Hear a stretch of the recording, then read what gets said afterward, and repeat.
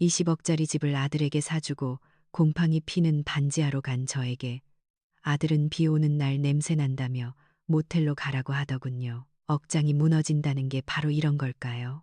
길바닥에서 하염없이 울던 저는 결심했습니다.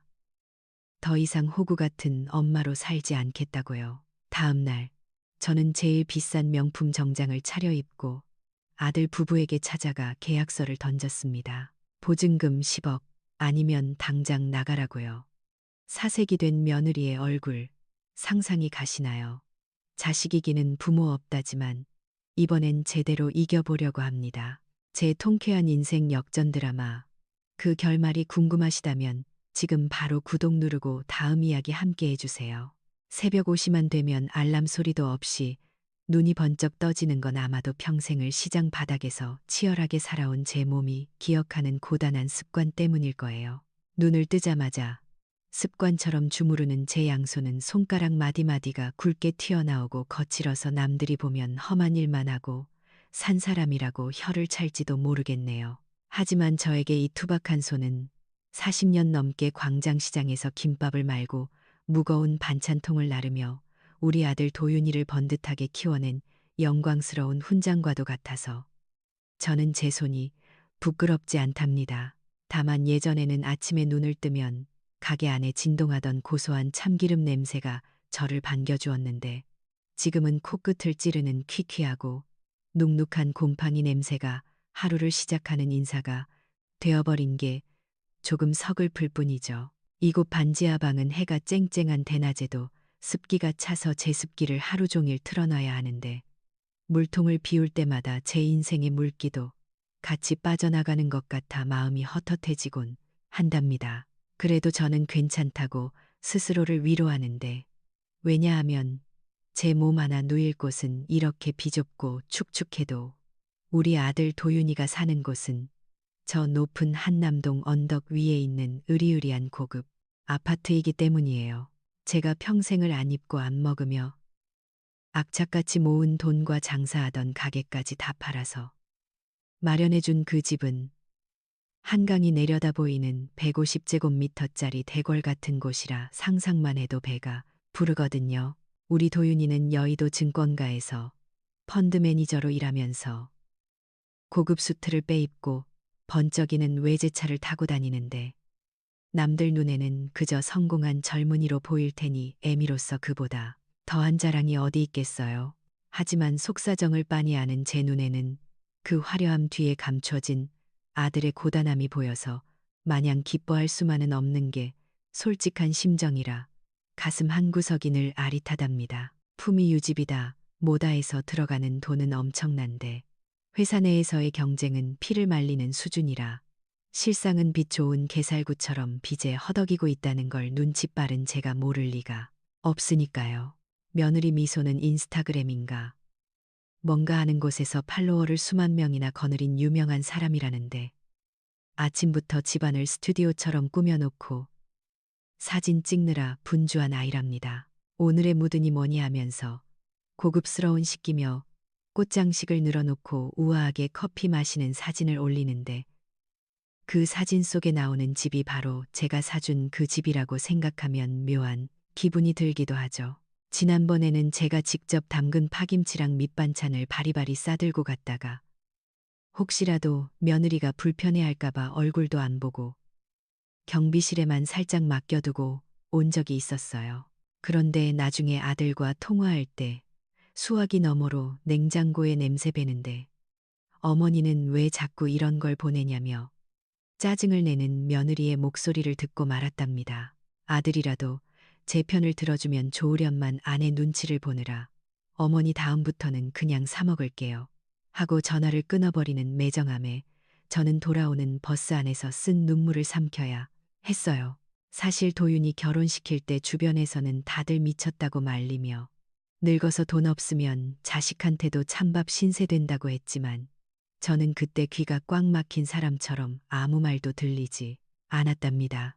요즘 애들은 번듯한 집 없으면 어디 가서 기모 펴고 무시당한다는 소리에 제 노후 자금이고 뭐고 다 털어넣는 게 자식을 위한 최고의 사랑이라고 믿었으니까요.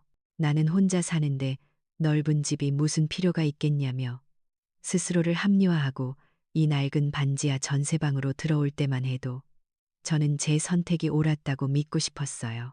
하지만 반지하 창문 너머로 바쁘게 지나가는 사람들의 발목을 올려다보고 있으면 내가 지금 잘 살고 있는 게 맞나 하는 회의감이 파도처럼 밀려올 때가 있답니다. 자식의 성공이 곧 나의 성공이라고 굳게 믿으며 살아왔는데 정작 제 손에 남은 건 눅눅한 습기와 곰팡이 핀 벽지뿐인 것 같아 가끔은 가슴이 먹먹해져요.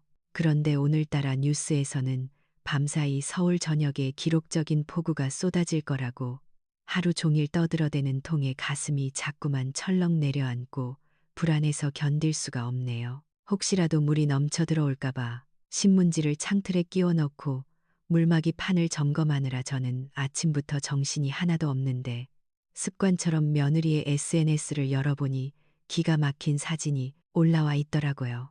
비 오는 날은 집콕이 최고라며 창밖의 빗줄기를 배경으로 와인잔을 기울이는 사진과 함께 분위기가 너무 좋다는 글을 보니 같은 하늘 아래 내리는 비인데도 우리 모녀의 처지가 너무나 달라서 헛웃음이 나왔답니다. 누군가에게는 생존을 위협하는 공포스러운 비가, 누군가에게는 그저 낭만적인 배경이 될 수 있다는 사실이 오늘따라 유난히 제 마음을 시리게 만드네요.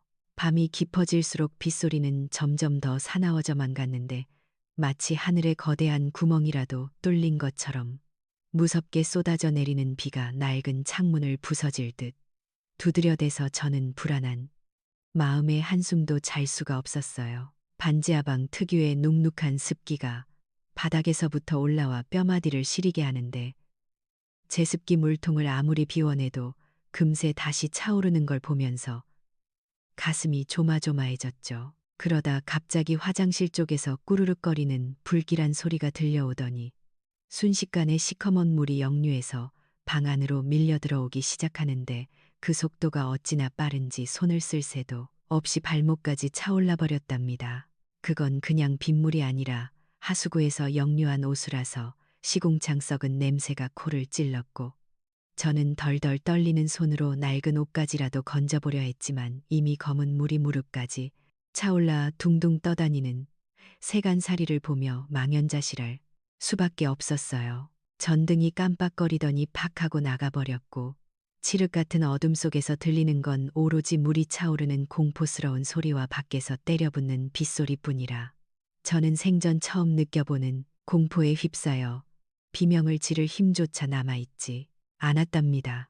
이대로 있다가는 정말 물에 잠겨 죽을 수도 있겠다는 생존 본능이 발동해서 저는 본능적으로 장롱 깊숙한 곳에 넣어두었던 비닐 가방 하나만을 꽉 움켜쥐었어요.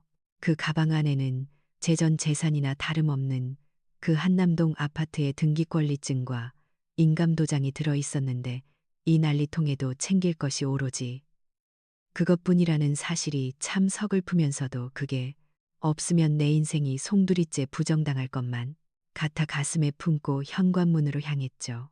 수압 때문에 문이 잘 열리지 않아 젖먹던 힘까지 다해 어깨로 밀어붙여 겨우 밖으로 탈출했을 때는 이미 온몸이 오물과 빗물로 흠뻑 젖어버린 뒤였고 차가운 밤 공기가 젖은 몸을 감싸자이가 딱딱 부딪힐 정도로 한기가 밀려왔어요. 갈 곳도 없이 쏟아지는 폭우 속에 서 있자니 문득 저 높은 언덕 위에 있는 아들이 생각났고 그래 내 아들이 있는데 설마 늙은 어미를 모른 척 하겠나 싶은 마음에 떨리는 손으로 휴대폰을 꺼내 들었답니다.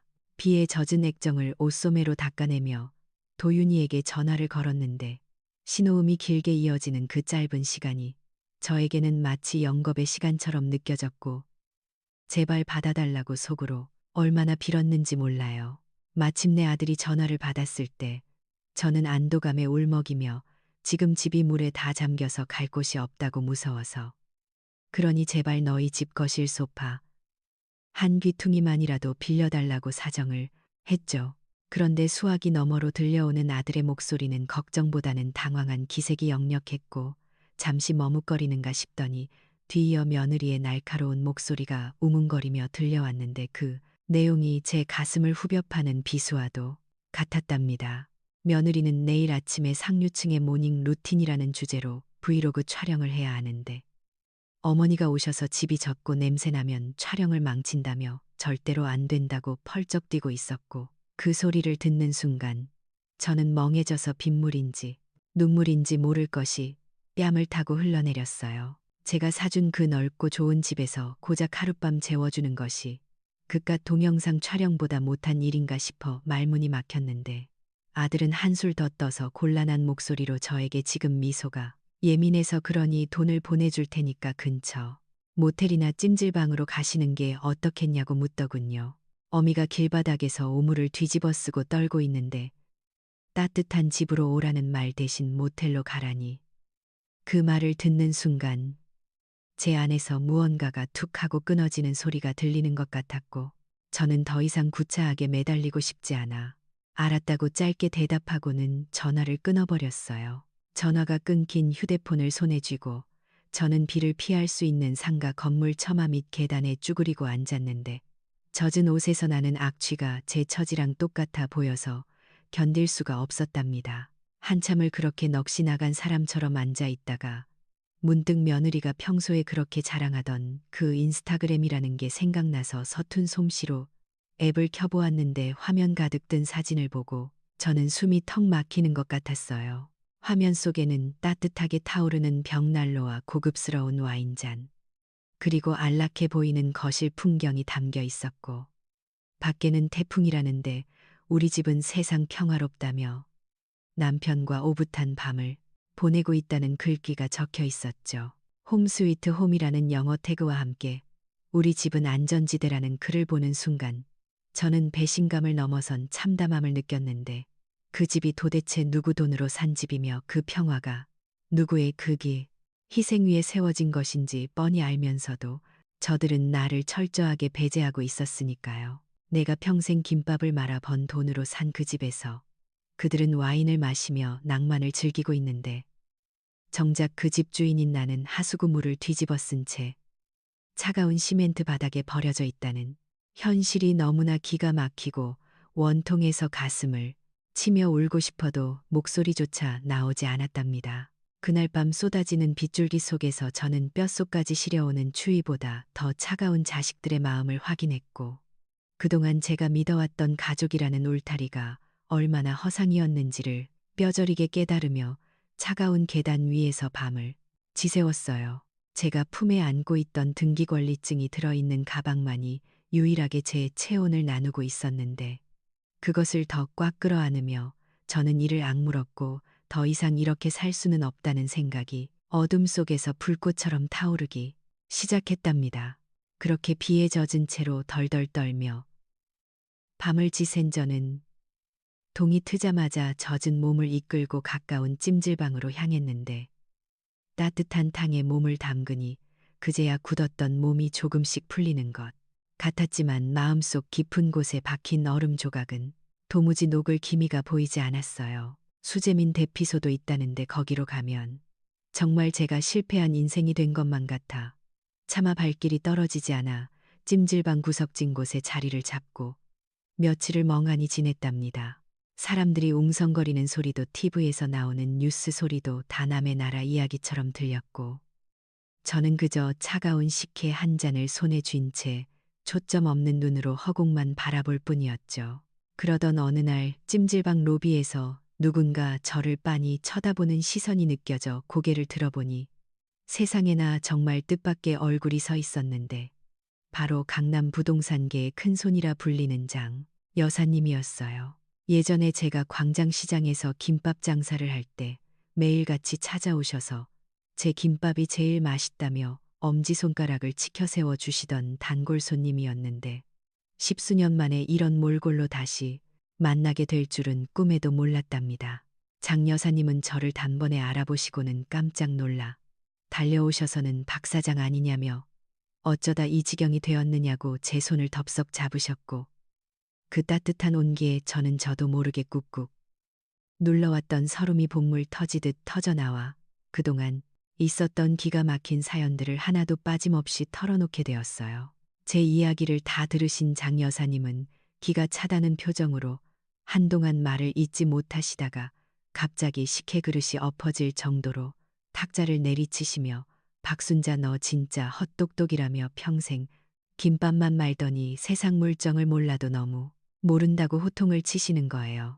그러면서 눈을 부라리시며 그 한남동 집 명의는 도대체 누구 앞으로 되어 있느냐고 다그쳐 물으시길래 저는 기어 들어가는 목소리로 세금 문제 때문에 아직 제 명의로 되어 있다고 대답했죠.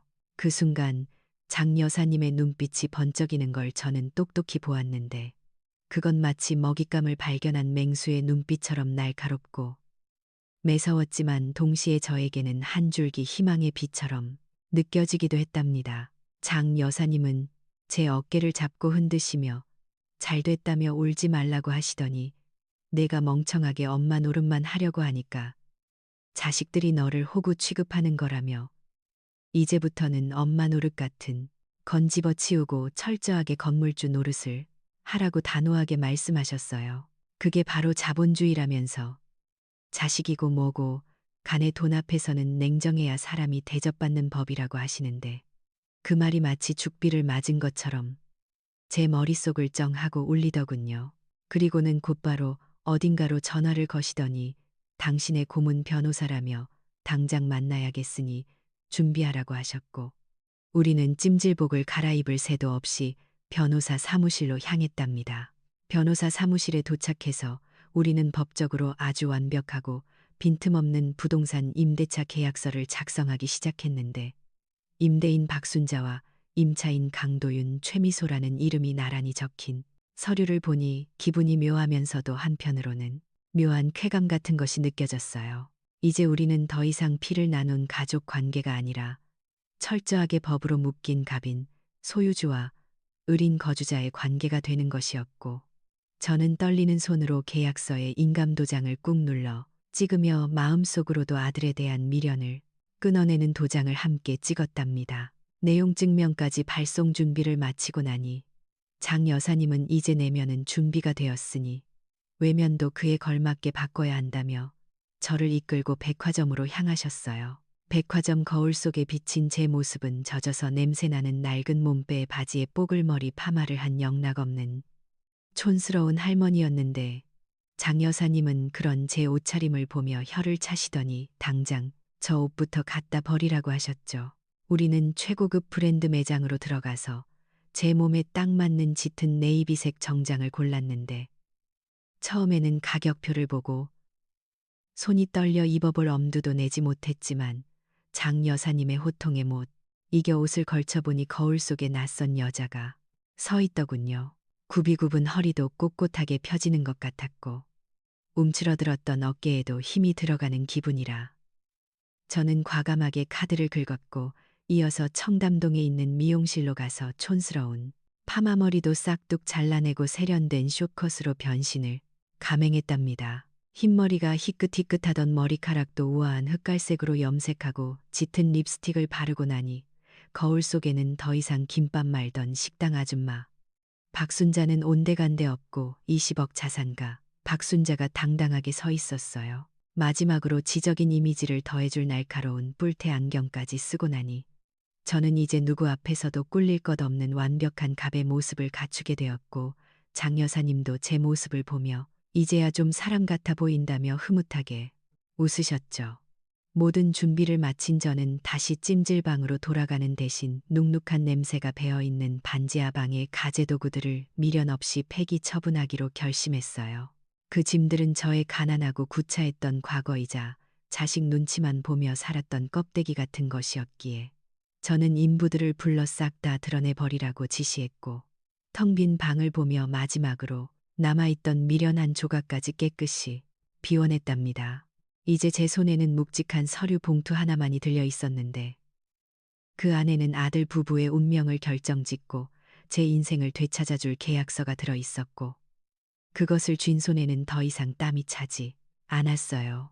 안경 너머로 보이는 제 눈빛은 예전에 자애롭고 순한 어머니의 눈빛이 아니라 냉철하고 단호한 사업가의 눈빛으로 바뀌어 있었고 저는 이제 폭풍이 몰아치기 전의 고요함 속에서 그들에게 보여줄 진짜 세상이 무엇인지 가르쳐줄 준비를 마쳤답니다. 모든 준비를 마친 일주일 후 저는 심장이 터질 듯 뛰는 것을 억누르며 익숙하지만 낯선 한남동 아파트 앞에 섰고 심호흡을 한 번 크게 내쉰 뒤 거침없이 초인종을 눌렀는데 인터폰 화면을 통해 저를 확인한 며느리의 당황한 눈빛이 고스란히 느껴졌지만 저는 미동도 하지 않고 렌즈를 똑바로 응시했답니다. 잠시 후 문이 열리자마자 저는 신발을 벗는 대신 굽이 또각거리는 소리를 내며 그대로 거실까지 걸어 들어갔는데 파티 준비를 하느라 분주했던 집 안에는 샴페인 잔과 화려한 꽃장식들이 어지럽게 놓여 있었고 며느리와 아들은 제 낯선 차림새에 입을 다물지 못했어요. 아들은 평소처럼 미간을 찌푸리며 어머니 연락도 없이 웬일이냐며 자신들의 프라이버시를 존중해달라고 불평을 늘어놓기 시작했는데 저는 그 뻔뻔한 입을 다물게 하듯 그래. 프라이버시가 아주 중요하지. 그래서 나도 오늘부터는 철저하게 남처럼 행동하려고 왔다고 차갑게 쏘아붙여 주었죠. 아들은 제 눈빛에서 뿜어져 나오는 냉기에 흠칫 놀라 뒷걸음질 쳤고 저는 그들이 가장 아끼는 이태리제 가죽 소파 정중앙에 다리를 꼬고 앉아 거만한 자세로 그들을 내려다보았답니다. 제가 들고 온 두툼한 서류 봉투를 대리석 탁자 위에 탁 소리가 나도록 던지자 쨍그랑하며 샴페인 잔이 흔들리는 소리가 났고 그제야 집안에는 무거운 침묵이 감돌기 시작했어요. 저는 천천히 안경을 고쳤으며 또렷한 목소리로 내 이름을 말했는데 집주인 박순자다. 이 집 명의가 누구 앞으로 되어 있는지 설마 잊은 건 아니겠지? 라고 묻자 두 사람의 얼굴이 사색이 되어가는 걸 볼 수 있었죠. 그동안은 가족이라는 이름 아래 무료로 살게 해주었지만 지난주 폭우가 쏟아지던 밤 너희가 갈 곳 없는 어미를 길바닥에 남 취급했으니 나도 이제 너희를 가족이 아닌 무단 점유자 혹은 세입자로 대우하겠다고 선언했답니다. 그 말은 단순한 협박이 아니라 제 뼈아픈 각성이 담긴 통보였고 저는 떨리는 손끝을 감추며 서류 봉투에서 미리 준비한 임대차 계약서를 꺼내 그들 앞에 펼쳐 보였어요. 계약서에는 임대인 박순자와 임차인 강도윤 최미소라는 이름이 선명하게 박혀 있었고 저는 붉은 인주가 찍힌 부분을 손가락으로 가리키며 조건을 제시했는데 이 동네 시세대로 전세 보증금 10억 원을 내든지 당장 돈이 없다면 보증금 없이 월세 300만 원을 내라고 못 박았답니다. 납부일은 매달 5일이며 관리비는 별도라는 조항까지 꼼꼼하게 짚어주자 며느리는 믿을 수 없다는 듯 입을 틀어막았고 아들은 어머니 미치셨냐고 소리를 질렀지만 저는 눈 하나 깜짝하지 않았어요. 일주일의 시간을 줄 테니 계약서에 도장을 찍든지 아니면 짐 싸서 나가라고. 이미 법적 통보는 변호사를 통해 보냈으니 선택은 너희 몫이라고 차갑게 일갈했죠. 며느리는 울먹이며 어머니 이걸 우리한테 선물로 주신 거잖아요. 라며 호소했지만 저는 냉소적인 미소를 지으며 나는 효자 아들과 며느리에게 집을 주었지. 비 오는 날 늙은 어미를 모텔로 보내고 와인이나 마시는 남들에게 준 적은 없다고 단호하게 잘라 말했답니다. 그동안 내가 너희에게 베푼 모든 것이 당연한 권리가 아니라 나의 희생과 사랑이었다는 것을 그리고 그 사랑을 짓밟은 대가가 얼마나 혹독한지를 뼈저리게 느끼게 해주고 싶었어요. 아들은 우리가 그때 좀 잘못하긴 했지만 그래도 가족끼리 너무한 거 아니냐며 뻔뻔하게 매달렸지만 저는 더 이상 그들의 가식적인 눈물에 속아 넘어갈 바보 같은 엄마가 아니었기에 자리에서 벌떡 일어났답니다. 소파에서 일어난 저는 멍하니 서 있는 두 사람을 뒤로 한 채 현관을 향해 걸어갔는데 또각거리는 구두 소리가 텅 빈 복도를 울릴 때마다 제 가슴 속에 쌓여있던 체증이 하나씩 내려가는 기분이 들었어요. 현관문을 나서기 전 마지막으로 뒤를 돌아보며 나는 너희가 남처럼 살기를 원했으니 소원대로 해주마라는 말을 남기고 문을 쾅 닫아버렸는데 등 뒤에서 들려오는 며느리의 비명, 섞인 울음소리가 오히려 저에게는 승리의 팡파르처럼 들려왔답니다. 엘리베이터 거울 속에 비친 제 모습은 어느 때보다 당당했고 붉게 충혈된 눈가는 슬픔이 아닌 새로운 시작을 알리는 결의로 빛나고 있었어요. 제가 그 집을 나오고 나서 일주일 동안 아들 부부의 집에서는 아마 매일같이 전쟁이 벌어졌을 텐데 도윤이와 미소는 처음에는 펄펄 뛰며 변호사를 찾아다녔다고 해요. 하지만 제가 장 여사님의 도움으로 얼마나 철저하게 준비했는지 알게 되는 데는 그리 오랜 시간이 걸리지 않았고 명의가 제 앞으로 되어 있는 이상 그들이 이길 수 있는 방법은 단 하나도 없다는 사실 앞에 그들은 무력해질 수밖에 없었죠. 더 기가 막힌 건 그들의 재정 상태였는데 겉으로는 한남동 고급 아파트에 살며 떵떵거리는 것처럼 보였지만 실상은 카드 돌려막기와 리스비로 허덕이는 빚 좋은 개살구였다는 거예요.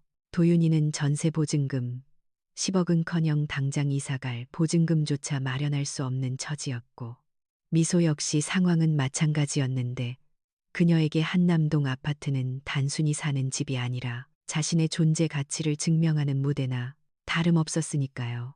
만약 그 집에서 쫓겨난다면 청담동 며느리라는 타이틀로 쌓아 올린 인스타그램의 화려한 이미지는 하루아침에 물거품이 될 것이고 협찬받은 가구들을 반납해야 하는 굴욕은 죽기보다 싫었을 테니 그들에게 선택지는 애초부터 하나밖에 없었답니다. 결국 약속한 일주일이 되던 날 제 통장으로 300만 원이라는 돈이 정확히 입금되었고 그 알림 문자를 보는 순간 저는 씁쓸함과 동시에 묘한 승리감을 느꼈어요. 그날 이후로 아들 부부의 삶은 180도 달라졌는데 매달 5일마다 꼬박꼬박 월세를 내야 하니 그동안 흥청망청 쓰던 생활비가 쪼들리기 시작했고 미소는 백화점 쇼핑은커녕 마트에서 장을 볼 때도 가격표를 확인해야 하는 처지가 되었죠. 도윤이는 그 비싼 외제차를 유지할 능력이 안 되어 결국 차를 팔고 지하철로 출근하게 되었는데 아침마다 콩나물시루 같은 지옥철에 시달리며 그동안 제가 얼마나 힘들게 돈을 벌었는지 조금은 깨닫게 되지 않았을까요? 미소도 협찬받기로 했던 명품들을 줄줄이 취소하며 자존심에 큰 상처를 입었을 텐데 그동안 겉모습만 치장하느라 내면이 얼마나 텅 비어 있었는지 스스로를 돌아보는 계기가 되었으면 좋겠다고 생각했답니다. 한 번은 미소에게서 전화가 왔는데 예전처럼 콧소리를 섞어가며 어머니 김치가 다 떨어졌는데 좀 보내주시면 안 되냐고 묻길래 저는 아주 정중하지만 단호하게 세입자가 집주인한테 반찬 요구하는 건 계약 위반이라고 딱 잘라 거절했죠. 수화기 너머로 당황해서 어쩔 줄 몰라 하는 며느리의 숨소리가 들렸지만 저는 더 이상 마음 약해지지 않고 전화를 끊어버렸고 그렇게 우리는 철저하게 집주인과 세입자의 거리를 유지하며 지냈어요. 갑과 을의 관계가 역전되니 그동안 당연하게 여겼던 제 호의가 얼마나 큰 것이었는지 뼈저리게 느끼고 있을 거라 생각하니 10년 묵은 체증이 내려가는 듯 했답니다. 매달 들어오는 300만 원의 월세는 제 삶을 완전히 바꿔놓았는데 저는 더 이상 곰팡이 냄새나는 반지하 방에서 비가 올까 걱정하며 잠들 필요가 없어졌어요. 치안이 좋고 엘리베이터가 있는 깨끗한 오피스텔을 얻어 이사를 했는데 창문으로 들어오는 따스한 햇살을 맞으며 눈을 뜰 때마다 저는 살아있다는 것이 이렇게 행복한 일인지 새삼 깨닫게 되었죠. 남는 시간과 돈으로 문화센터에 등록해서 평생 해보고 싶었던 사교 댄스도 배우기 시작했고 주말이면 등산 동호회 사람들과 어울려 산을 오르며 맑은 공기를 마셨는데 땀을 흘리고 나서 마시는 막걸리 한 잔이 그렇게 꿀마실 수가 없더군요. 장 여사님을 따라 골프도 배우러 다녔는데 처음에는 채를 잡는 것도 어색했지만 공이 탕하고 경쾌하게 날아갈 때 그 짜릿함은 정말 말로 다 할 수 없을 정도였고 저는 그동안 자식 뒷바라지하느라 잊고 살았던 제 자신의 즐거움을 하나씩 찾아가기 시작했답니다. 거울을 볼 때마다 제 얼굴에는 생기가 돌았고 피부는 윤기가 흘렀으며 무엇보다 눈빛이 달라졌는데 누군가의 희생적인 엄마 박순자가 아니라 당당한 20억 자산가이자 인생을 즐기는 박순자님의 눈빛이었으니까요.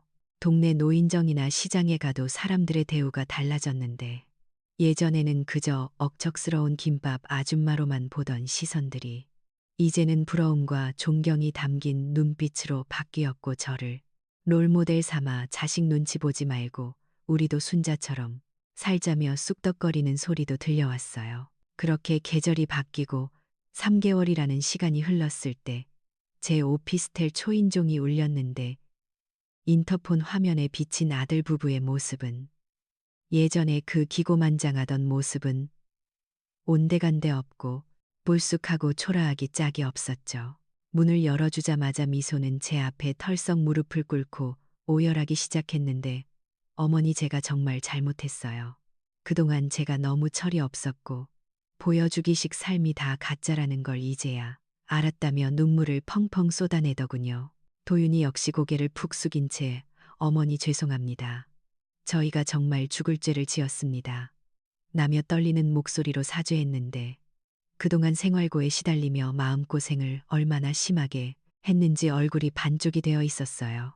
그들의 눈물은 연기가 아니라 진심에서 우러나온 참회의 눈물이었고 그동안 제가 가르쳐준 혹독한 인생 수업이 헛되지 않았다는 것을 증명해 주는 것 같아 저는 가슴 한구석이 찡해지면서도 한편으로는 안도감을 느꼈답니다. 돈이라는 것이 그리고 자존심이라는 것이 사람을 얼마나 비참하게 만들 수도 있고 또 얼마나 성장시킬 수도 있는지를 그들도 뼈저리게 느꼈을 테니까요. 저는 울고 있는 두 사람을 가만히 내려다보며 이제야 비로소 우리가 진짜 가족이 될 준비가 되었구나 하는 생각이 들었고 그들의 굽은 등을 토닥여주고 싶은 마음이 들었지만 아직은 때가 아니라는 생각에 꾹 참았어요. 이 눈물이 그들의 인생을 진짜로 바꿔놓을 걸음이 되기를 바라며 저는 그저 묵묵히 그들의 울음소리를 들어줄 뿐이었답니다. 눈물범벅이 된 채 제 발밑에 무릎을 꿇고 있는 아들과 며느리를 내려다보는데 가슴 한구석이 욱신거리는 건 어쩔 수 없는 어미의 본능이었나 봐요. 부쑥해진 얼굴로 잘못했다고 비는 아이들의 모습이 안쓰러워 당장이라도 일으켜 세워 따뜻한 밥 한 끼에 먹이고 싶은 마음이 굴뚝 같았지만 저는 입술을 꾹 깨물며 그 마음을 애써 눌러 담았답니다. 지금 여기서 제가 마음이 약해져서 그래. 다 없던 일로 하고 다시 들어와 살라고 말해버린다면 지난 3개월간 우리가 겪었던 그 모진 시간들이 물거품이 될 게 뻔했고 아이들은 또다시 부모의 그늘 아래서 안주하는 나약한 존재로 돌아갈 것이 분명했으니까요. 저는 떨리는 손으로 아이들의 어깨를 잡아 일으켜 세우며 이제 그만 울음 그치라고 다독였지만 제 목소리에는 그 어느 때보다 단단한 결기가 서려 있었어요. 저는 아이들의 눈을 똑바로 바라보며 너희를 용서한다고 말해주었는데 그 말을 듣자마자 안도의 한숨을 내쉬는 며느리의 얼굴을 보며 저는 곧바로 하지만이라는 단서를 붙여 찬물을 끼얹을 수밖에 없었죠. 용서는 하지만 계약은 계속될 것이라고 너희가 남들에게 보여주기 위한 껍데기 같은 삶이 아니라 스스로의 힘으로 땅을 딛고 설 수 있는 진짜 어른이 될 때까지 월세 300만 원은 계속 받을 거라고 못을 박았답니다. 처음에는 당황하던 아이들도 제 눈빛에 담긴 진심을 읽었는지 이내 고개를 끄덕였는데 돈 때문이 아니라 자신들을 사람 만들기 위한 어미의 마지막 훈육이라는 것을 뼈저리게 느낀 듯했어요. 당장은 힘들고 고단하겠지만 남의 돈으로 쌓은 모래성보다는 내 땀으로 지은 판잣집이 더 튼튼하고 안전하다는 사실을 그들이 깨닫기까지는 그리 오랜 시간이 걸리지 않을 거라고 저는 믿었답니다. 그렇게 아이들을 돌려보내고 텅 빈 오피스텔에 혼자 남은 저는 책상 서랍 깊숙한 곳에서 낡은 통장 하나를 꺼내 들었는데 그 통장의 예금줄 안에는 제 이름이 아닌 사랑하는 손주를 위하여라는 문구가 선명하게 찍혀 있었어요. 사실 며느리가 매달 뼈를 깎는 고통을 참아가며 보내온 그 월세 300만 원을 저는 단 한 푼도 쓰지 않고 고스란히 이 통장에 모아두고 있었거든요. 저는 국민연금과 소일거리로 버는 돈만으로도 충분히 풍족하고 즐거운 생활을 하고 있었기에 굳이 자식들의 코 묻은 돈을 쓸 이유가 없었지만 그렇다고 그 돈을 받지 않으면 그들이 절박함을 배우지 못할 것 같아 독하게 마음먹고 받아 챙겼던 것이죠. 이 돈은 나중에 태어날 손주를 위한 선물이 되거나 혹은 자식들이 살면서 정말로 감당하기 힘든 위기가 닥쳤을 때 그들을 다시 일으켜 세워줄 최후의 보루가 될 것이었어요. 겉으로는 매정하게 월세를 독촉하는 집주인 행세를 했지만 뒤로는 이렇게 자식들의 미래를 위해 등골을 빼서라도 울타리를 쳐놓는 것이 바로 한국 엄마들의 미련하고도 속 깊은 사랑법이 아닐까 싶어 통장을 쓰다듬으며 씁쓸한 미소를 지었답니다. 언젠가 이 통장을 아이들에게 건네주는 날이 오면 그때는 웃으면서 말할 수 있겠죠. 너희가 낸 월세가 이렇게 큰 걸음이 되었다고 말이에요. 그날이 올 때까지 저는 이 비밀을 무덤까지 가져갈 작정으로 통장을 다시 서랍 깊숙이 넣어두었어요. 계절이 몇 번 바뀌고 다시 가을이 찾아왔을 때 우리 가족의 풍경은 예전과는 확연히 달라져 있었는데 명절이나 생일이 되어도 며느리는 더 이상 백화점 쇼핑백을 들고 오지 않았어요. 대신 투박하지만 정성이 가득 담긴 잡채나 갈비찜 같은 음식을 직접 만들어 오곤 했는데 비록 간이 좀 안 맞고 모양이 삐뚤빼뚤해도 저는 그 어떤 명품 선물보다 그 음식이 훨씬 더 달고 맛있게 느껴졌답니다. 도윤이도 이제는 지하철 출퇴근이 익숙해졌는지 다리에 근육이 좀 붙은 것 같았고 허세가 빠진 얼굴에는 묘한 단단함이 자리 잡고 있어서 보기에 참 좋았죠. 우리는 서로의 삶을 존중하며 적당한 거리를 유지했는데 너무 가깝지도 너무 멀지도 않은 그 거리가 오히려 우리 사이를 더 끈끈하게 만들어주는 것 같았어요. 예전처럼 억지로 효도를 강요하거나 당연하게 희생을 요구하지 않고 각자의 자리에서 최선을 다하며 서로를 응원하는 그런 건강한 가족 관계가 비로소 정착된 것이죠. 어느 맑고 청명한 가을날 저는 아끼는 등산복을 차려입고 북한산으로 향했는데 입구에서부터 붉게 물든 단풍이 저를 반겨주는 것 같아 발걸음이 깃털처럼 가벼웠어요. 숨이 턱 끝까지 차오르고 땀이 비 오듯 쏟아졌지만 포기하지 않고 한 걸음 한 걸음 내딛다 보니 어느새 정상인 백운대에 도착할 수 있었고 발 아래로 펼쳐진 서울 시내의 전경을 보는 순간 가슴이 뻥 뚫리는 듯한 해방감을 느꼈답니다. 저 멀리 제가 살던 반지하 동네도 보이고 아들이 사는 한남동 아파트도 보였지만 이제 그 모든 것은 저를 쓴 잠에는 족쇄가 아니라 그저 스쳐 지나가는 풍경의 일부일 뿐이었어요. 바위에 걸터 앉아 땀을 식히며 저는 주머니에서 휴대폰을 꺼내 들었고 파란 하늘과 붉은 단풍 그리고 땀에 젖어 헝클어졌지만 그 어느 때보다 활기차 보이는 제 얼굴을 화면에 담았어요. 예전의 미소처럼 남들에게 과시하기 위한 사진이 아니라 지금 이 순간 살아있음을 온몸으로 느끼는 나 자신을 기록하기 위한 사진이었기에 저는 가장 환한 미소를 지으며 셔터를 눌렀답니다. 그리고는 떨리는 손가락으로 인스타그램에 사진을 올리며 68세 내 인생의 전성기는 바로 오늘이다. 누구의 엄마도 아닌 나 박순자로 사는 기쁨이라는 글과 함께 새로운 삶 자유, 나의 차례라는 해시태그를 달았어요. 게시물 등록 버튼을 누르고 잠시 숨을 고르고 있는데 주머니 속에서 띵동하고 경쾌한 알림 소리가 울려 퍼졌고 화면을 확인한 저는 저도 모르게 피식 웃음을 터뜨리고 말았답니다. 화면에는 초이의 미쏘님이 회원님의 게시물을 좋아합니다. 라는 문구와 함께 작은 하트가 반짝이고 있었는데 그 작은 하트 하나가 마치 며느리가 저에게 보내는 진심 어린 응원과 존경의 표시처럼 느껴져서 가슴이 몽글몽글해졌어요. 이제는 며느리도 저의 이 자유롭고 주체적인 삶을 진심으로 인정하고 응원해주고 있다는 사실에 저는 더할 나위 없는 행복을 느끼며 휴대폰을 주머니에 넣었답니다. 산 정상에서 불어오는 시원한 바람이 제 땀방울을 식혀주었고 저는 자리에서 일어나 옷매무새를 가다듬으며 산을 내려갈 준비를 했어요. 내려가는 길은 올라올 때보다 훨씬 더 가볍고 경쾌할 것 같다는 예감이 들었고 제 인생의 진짜 황금기는 이제 막 시작되었다는 확신과 함께 힘차게 발걸음을 옮겼답니다. 박순자 씨의 선택, 정말 통쾌하지 않았나요? 무조건적인 희생만이 능사는 아니었어요. 엄마가 먼저 자신의 삶을 당당하게 사랑할 때 자식들도 비로소 진짜 어른으로 성장할 수 있었으니까요. 진정한 가족의 행복은 일방적인 헌신이 아니라 서로를 존중하는 건강한 거리두기에서 시작된다는 사실, 우리 모두 꼭 기억했으면 해요.